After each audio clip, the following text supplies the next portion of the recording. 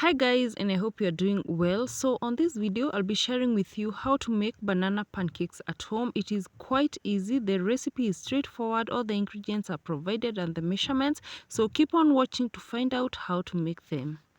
And for this recipe you're going to need a blender, and if you do not have a blender you can go ahead and mash 2 bananas. So I added my 2 bananas into a blender, and then I added a 1/4 cup of cooking oil. Then I added 2 eggs, and to that I added 1 tablespoon of sugar. You do not have to add a lot of sugar because remember the bananas are very sweet.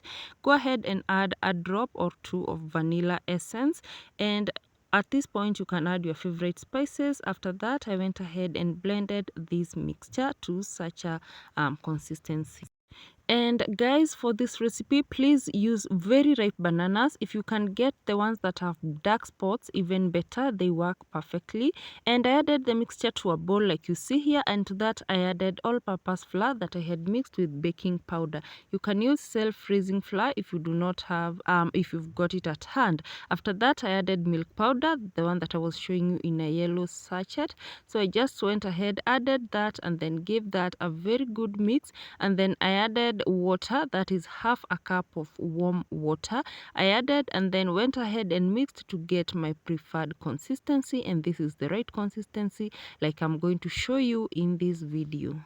And you can use a whisk, it works even better, or even you can mix with a fork. Just make sure that there are no lumps. And after that, like you can see here, I put my pan on low flame and used my 1/4 cup to measure the butter. So I just went ahead and added the butter to a pan like you see here.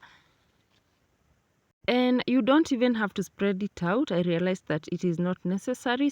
So after the bubbles are formed on one side, go ahead and turn to the other side to make sure that the other side is cooked well as well. So when you pour the cake batter, make sure the pan is not very hot, and then you are going to allow it to cook, and the bubbles are going to form. And when the bubbles form, you are going to turn to the other side.